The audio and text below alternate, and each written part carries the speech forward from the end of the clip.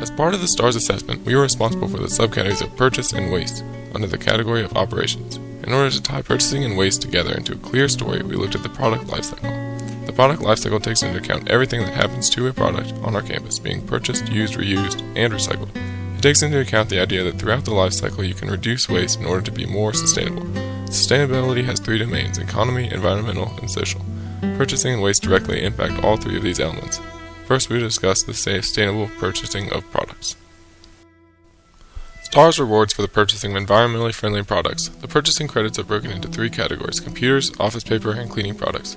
STARS awards for the purchasing of computers that meet EPEAT Silver or Gold criteria. These criteria take into account the full life cycle of the product and focus on materials and power they use. WNL could immediately improve its STARS score by initiating institution-wide policy supporting the purchase of EPEAT Silver and Gold products only.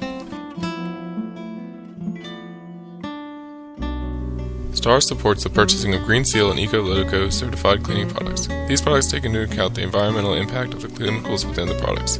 WNL does not currently purchase any green certified cleaning products, and it would not be appropriate to immediately switch to buying only green certified products. These products are expensive and in many cases do not meet the specific antibacterial requirements of our cleaning staff. WNL could slowly start implementing green products in situations where an appropriate product is available for a competitive price, and then they could start using more products as their availability goes up and their price goes down. STARS also awards points for the purchasing of recycled paper. Buying recycled paper is important to create a market for all paper being recycled around the world. About half of WNL's office paper budget goes towards 30% recycled paper. We have a great room for improvement in this category, beginning with putting in a policy that encourages the sole use of recycled paper. We need to put aside our desire for bleach white paper and start using paper with higher recycled content. After we are done purchasing materials in a responsible, sustainable manner, the next most important thing to consider is what we are doing in order to reuse the materials. One of the points for STARS asked if we have a materials exchange program at Washington Lee, which we do to a lesser extent in the form of a surplus property sale for faculty. We also reused a lot of the stone material from the recent construction and are using it to make a road on the back campus. With regards to reusing material, there are a lot of programs that Washington Lee could implement to become more sustainable. First of all, STARS talks about reusing chemicals from the lab, which would save us money and time.